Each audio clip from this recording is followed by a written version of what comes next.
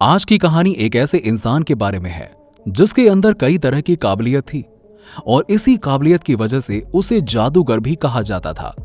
दुनिया में बहुत कम ऐसे देश हैं जहां की जेलों में कैदी बड़े ही आराम से रहते हैं। जेल टूरिज्म का चलन भले ही बढ़ रहा हो, लेकिन शायद ही कोई व्यक्ति अपराधियों के साथ चार दीवारी में कैद रहना पसंद करता होगा। ऐसा ही कुछ जापान के एक शख्स के साथ में हुआ।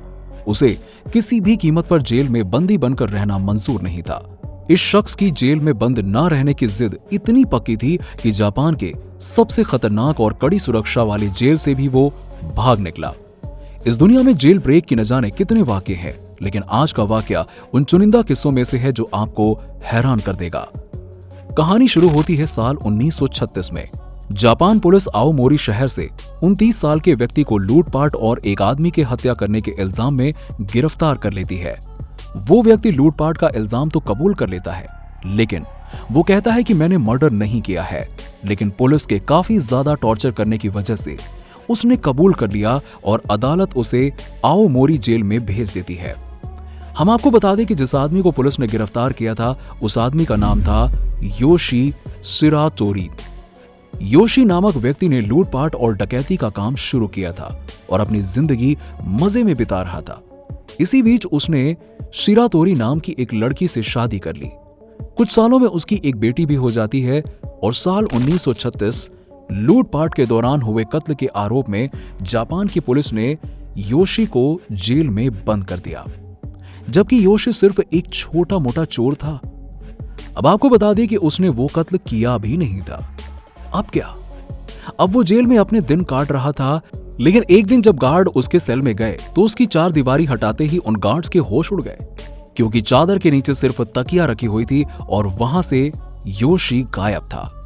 दरअसल जब जापान पुलिस ने योशी को आओमोरी जेल लेके आए थे, तब उसके साथ बहुत बुरा बर्ताव किया गया था। हालांकि वहां के हर एक कैदी के साथ ही ऐसा किया जाता था और गंदी गंदी गाली भी दी जाती थी। ऊपर से सरकारी वकील योशी की मौत की सजा की मांग कर रहे थे, जो कि उसने किया ही नहीं था। इसीलिए योशी के साथ हो रहे बर्ताव के कारण जेल से भागने का उसने प्लान बनाया।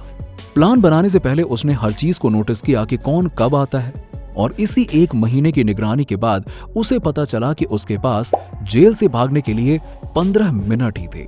योशी को यह भी पता था कि इसके आगे जाने के लिए उसे 6 गेट को खोलना है और वक्त सिर्फ 15 मिनट का था। यहां पर आकर उसने अपनी पहली काबिलियत दिखाई और उसने अपने बिस्तर पर लकड़ी के पटरे डालकर ऊपर से चादर उड़ा दिया ताकि किसी गार्ड को शक ना हो। इसके बाद नहाने की बाल्टी से एक तार निकाला, जिसकी मदद से उसने जेल के ताले खोल दिए और योशी का प्लान सफल रहा। कई घंटों तक गार्ड्स को पता ही नहीं चला कि वो जेल से फरार है, लेकिन 3 दिन बाद योशी को पुलिस ने फिर से पकड़ लिया और कोर्ट ने इस बार उसे उम्र कैद की सजा दे दी। 1942 में योशी को ओमोरी जेल से ज्यादा खतरनाक अकिता जेल में भेज दिया गया। यहां से उसका भागना बहुत ही मुश्किल था, क्योंकि यहां की दीवारें बहुत ही चिकनी थीं। लेकिन योशी को इस जेल से भी भागने का रास्ता मिल गया। वो हर रात को जेल की दीवार पर चढ़ने का अभ्यास करता था। वो दीवार पर चढ़कर एयर वेंट के नट बोल्ट्स को ढीला करता था। एक दिन रात की बरसात में योशी अपनी हथकड़ी तोड़कर इस जेल से भी बचकर फरार हो जाता है। बिजली और भारी बारिश के कारण गार्ड योशी को ढूंढ नहीं पाते। अकिता जेल में भी सभी पुलिस अधिकारी योशी के साथ गलत बर्ताव करते थे, लेकिन एक पुलिस वाला ऐसा था जो योशी पर दया करता था। इसीलिए योशी एक दिन छुपकर पुलिस वाले के घर जाता है मदद मांगने के लिए कि जेल के अंदर हो रहे भ्रष्टाचार को वो खत्म कर दे, लेकिन उस पुलिस वाले ने उसे उल्टा ही जेल में डाल दिया। योशी अब तीसरी बार जेल के अंदर था और उसने इस बार भी हार नहीं मानी थी। अधिकारियों का अब सिर्फ एक ही मकसद था कि किसी भी कीमत पर योशी को जेल की सलाखों के पीछे रखना। तीसरी बार योशी को उत्तरी जापान स्थित एबाशिरी जेल में रखा गया, जहां पर बर्फबारी होती थी, क्योंकि उस जगह से कैदी भाग नहीं पाते थे। पुलिस वाले ने योशी को खास किस्म की हथकड़ियां पहनाई थीं ताकि वो दोबारा खोल ना पाए। इस जेल में ना ही गार्ड्स का स्केड्यूल पता चल सकता था और ना ही कोई एयर वेंट था। योशी को यहां से भागना बहुत मुश्किल था, लगभग नामुमकिन। लेकिन वो तो जेल में ना रहने की कसम खाकर ही जेल आता था। कहा जाता है कि यहाँ पर योशी को दिन में एक बार खाने के लिए मीसो सूप दिया जाता था। उस सूप को देखकर उसके दिमाग में प्लान आया और उसने उसी सूप को हथकड़ियों पर गिराना शुरू कर दिया और जिस जेल के दरवाजे के छेद से उसे खाना दिया जाता था उसने उस जगह पर सूप गिराना शुरू कर दिया और ये काम वो पिछले 6 महीने से करता था। तब जाके धीरे धीरे सूप के खारेपन से उसकी हथकड़ियां ढीली पड़ गईं और वो उस छेद से भागने की कोशिश भी करने लगा, लेकिन छेद छोटा होने की वजह से योशी का कंधा टूट गया, लेकिन वो भागने में सफल रहा। योशी एबाशिरी जेल से भागने वाला पहला कैदी भी बन गया था। एबाशिरी जेल से भागने के बाद योशी का नाम पूरे जापान में फैल गया, लेकिन पुलिस की खोजबीन के बाद भी योशी कहीं नहीं मिला और धीरे धीरे यह मामला शांत होता चला गया। इसी बीच अगस्त 1945 में अमेरिका ने जापान पर एटम बॉम्ब गिरा दिया था, जिसके बाद अमेरिका ने जापान का पूरा कंट्रोलिंग पावर अपने हाथों में ले लिया और इस वजह से जापान इन चीजों पर ज्यादा ध्यान रखने लगा। साथ ही साथ योशी की एबाशिरी जेल से भागे हुए कई साल हो गए थे, इसीलिए लोग धीरे धीरे इस केस को भूल गए थे।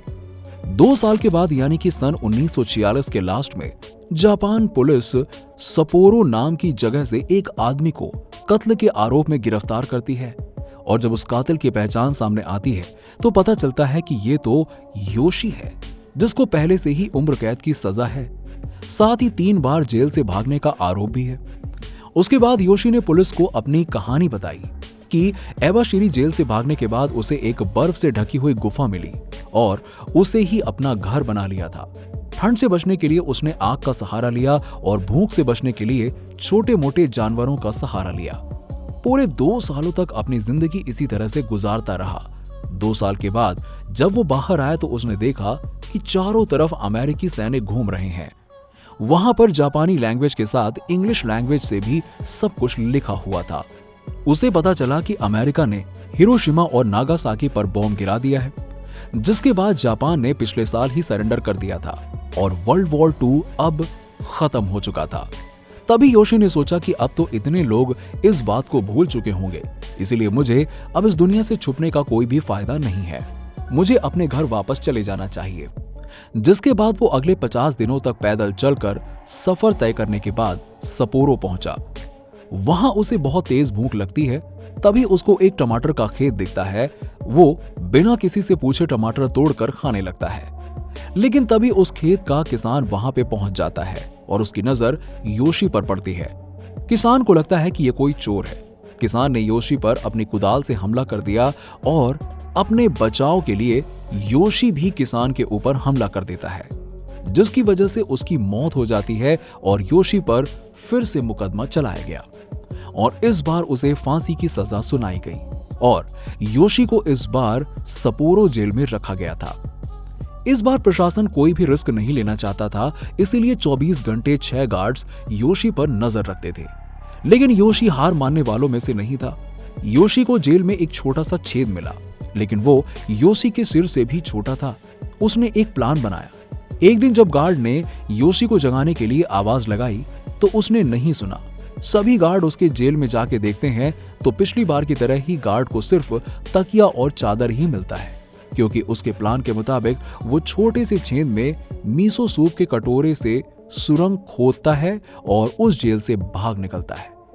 1 साल तक पुलिस उसे ढूंढती रहती है, लेकिन वो नहीं मिलता। एक दिन योशी एक बेंच पर बैठा था और वहां एक पुलिस वाला आकर बैठ गया। पुलिस वाले ने उसे सिगरेट दी और ये उस समय की बात है जब सिगरेट लग्जरी मानी जाती थी। योशी ने इस बार पुलिस वाले को अपनी असलियत बताई और एक बार फिर से किस्मत से पुलिस वाला ईमानदार होता है और उसे जस्टिस ऑफिस में पेश करता है और कैदियों के साथ हो रहे जानवरों जैसे बर्ताव के बारे में बताया। अब उसके बाद योशी को सपोरो हाई कोर्ट में पेश किया गया और पुलिस वालों ने उसके केस की सही तरह से छानबीन की तो पता चला कि जिस किसान की जान गई थी वो गलती से हुई थी, सेल्फ डिफेंस के तौर पर। जेल से बार बार भागने की वजह से योशी को 20 साल की सजा हुई और इस बार उसने फैसला किया कि वो जेल में रहकर सजा काटेगा। 20 साल के बाद योशी को अच्छे व्यवहार की वजह से जेल से रिहा कर दिया गया। रिहा होने के बाद योशी कुछ छोटे मोटे काम करके अपनी बेटे के साथ बहुत खुशी के साथ में रहता था। कुछ साल के बाद यानी कि 1979 में योशी की मौत हो गई और जापान का ये पहला व्यक्ति था जो जेल से इतनी बार फरार हुआ। योशी शिरातोरी की कहानी पर कई किताबें और फिल्में भी बनाई गई हैं। जापान के अबाशिरी जेल म्यूजियम में योशी की मूर्ति लगाई गई है। योशी की कहानी काफी कुछ बताती है। वीडियो आपको कैसी लगी नीचे हमें कमेंट सेक्शन में कमेंट करके बताइएगा। साथ ही चैनल को सब्सक्राइब जरूर कर लीजिएगा। धन्यवाद।